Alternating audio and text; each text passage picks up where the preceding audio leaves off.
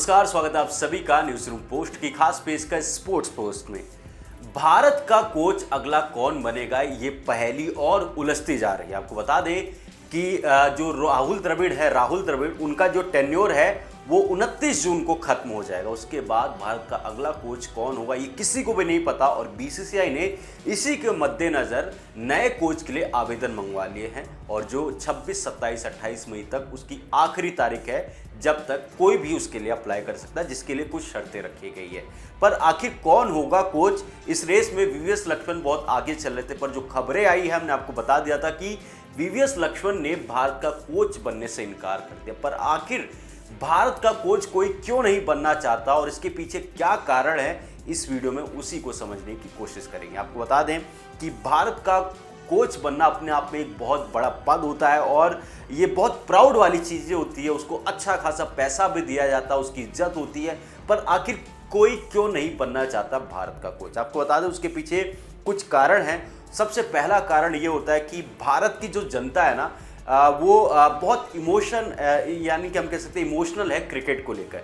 जब भारत की टीम जीतती है तो वो उन खिलाड़ी और उन सपोर्ट स्टाफ को अपने सिर पर बैठा लेते हैं, पर जब वो भारत की टीम हारती है तो उन्हीं लोगों को वो उनकी जो इज्जत का फालूदा बना देते हैं। और कोई भी नहीं चाहता कि वो अब पूरे इतना समय उसने क्रिकेट को दिया, इतना नाम बनाया और उसके साथ ऐसा हो। इसलिए बहुत सारे ऐसे लोग होते हैं जो भारत का कोच बनना नहीं चाहते, क्योंकि सभी की बड़ी पैनी नज़र होती है कोच के ऊपर, खिलाड़ियों के ऊपर। तो एक कारण तो ये होता है और दूसरा कारण ये समझने को मिलता है कि भारत को कोचिंग देना अपने आप में एक बहुत बड़ा प्रेशर होता है। क्योंकि प्रेशर क्यों होता है? क्योंकि आपको कम समय में बड़े रिजल्ट देने होते हैं। जैसे कि आपको वर्ल्ड कप होंगे, लगातार क्रिकेट होगा, इंग्लैंड सीरीज होगी, अफ्रीका की सीरीज होती, साउथ अफ्रीका की सीरीज, ऑस्ट्रेलिया सीरीज। तो ये बड़े बड़े सीरीज होते हैं, वर्ल्ड कप्स होती है, चैंपियंस ट्रॉफी होती है। आपके पास टाइम कम होता है और इसी में आपको रिजल्ट देना होता है। ऐसे में अगर आप रिजल्ट नहीं दे पाते तो आपके ऊपर दबाव बढ़ता चला जाता। और एक एज के बाद जो खिलाड़ी अगर कोई कोच होता है तो वो नहीं चाहता कि वो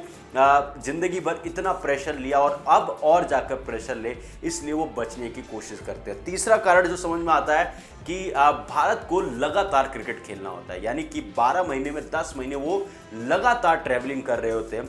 और जो कोच होते हैं या फिर जो वहाँ पर सपोर्ट स्टाफ होता है वो चाहता नहीं है कि वो अपनी फैमिली से इतना दूर रहे, क्योंकि उनके बच्चे होते हैं और बाकी चीज़ें होती हैं।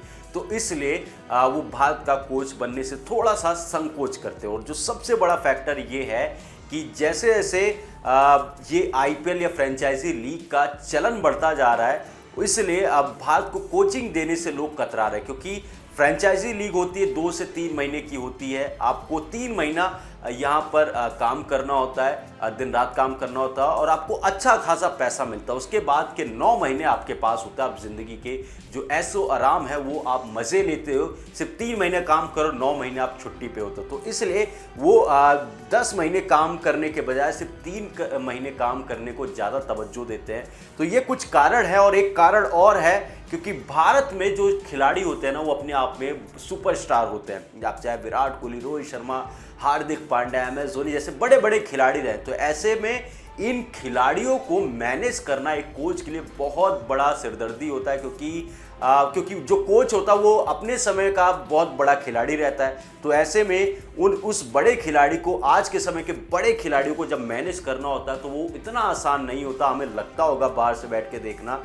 तो इसलिए लोग कतराते हैं भारत का कोच बनने के लिए, खासकर भारत का कोच, क्योंकि यही सारी चीज़ें। बाकी बात रही पैसा का, तो इनको बहुत ज़्यादा पैसा मिलता है, करीब 10 से 12 करोड़ रुपए भारत के कोच को दिया जाता है, जो अपने आप में एक बड़ा अमाउंट है।